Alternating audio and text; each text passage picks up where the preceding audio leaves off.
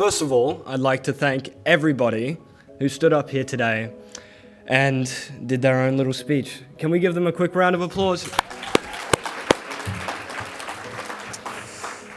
Now, my name is Ollie. And I was addicted to a drug called ketamine. Originally, I did it to feel numb. I had experienced incredible loss and incredible pain inside me. And yet, the only thing that could fix it was a substance. In that moment, I was incredibly tired of being the one that people would call a drug addict, someone who was worth nothing. The best way I could describe what happened to me and how I felt is by a quote by an amazing writer named Ozuma Dazai. He did a quote in a book called No Longer Human, and the quote is, Mine has been a life of so much shame. I cannot even guess myself what it must be to live the life of a human being. That quote resonated with me a lot. And it definitely explains what I would probably go through on the day-to-day basis. Sorry, I'm shaking a lot. Listen, this drug addiction turned me to hurt myself. I thought about ending it, killing myself. Yet, what I did is I powered through. I thought maybe there's a chance for me somewhere. So I went to a company called Your Town, which is an amazing non-for-profit charity.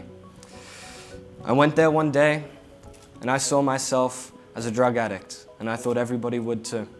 I thought everybody would judge me for someone as lowly as a drug addict. But then something strange happened. They didn't judge me. They didn't care who I was. They cared about who I wanted to be.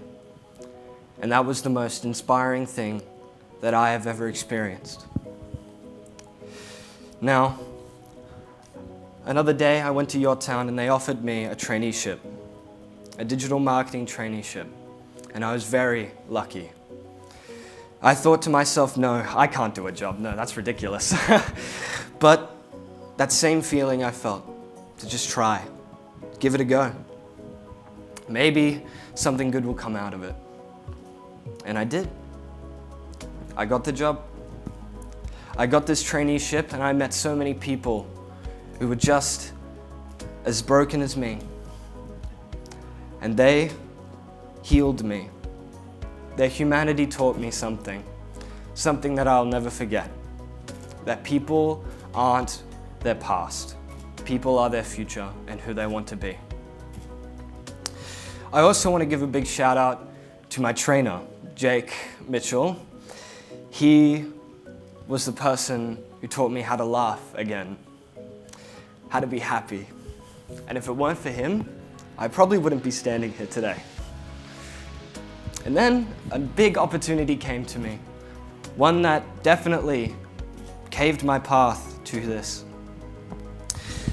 Your Town was hosting an event called the 25-year birthday. And they wanted me to MC, and I thought that was a terrible idea. But I did it. There was going to be some big names, Tracy Adams, the CEO of Your Town, Amanda Stoker. There was 150 people in that room. And the moment I got up there and I started talking in front of those people, I realized that I wasn't talking on behalf of myself. I was talking on the behalf of everybody who felt unheard. So, I ask you today, hands up, who wants to create impactful and meaningful change in our community? That's a lot of hands, I didn't expect that. Well, let me tell you. I'm a part of this youth engagement group called Your Voice, which is a Your Town place. You could probably see a person down the back named Sophie. She is a wonderful person and she recommended me. Your Voice showed me according to our survey, which you can do at the end of this, that we have heard over 250 young people, and 76% has told us that the mental health systems of today are flawed and they want change. They also have another experience where they have been neglected and have negative experiences with people that try to help them.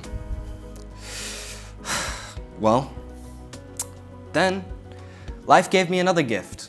I found out pretty recently that my brother, who I look up to, is going to have a kid, and I was going to be an uncle of a nephew.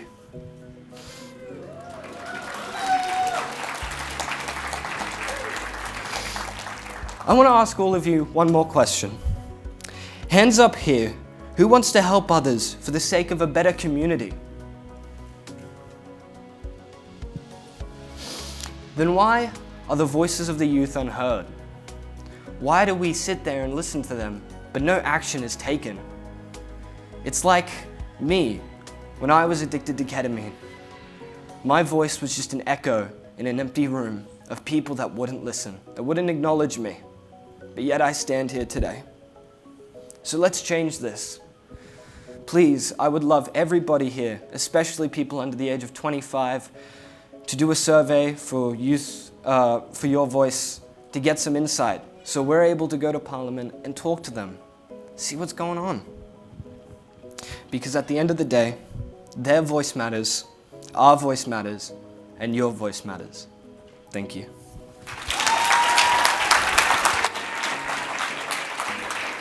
Well done, Bob.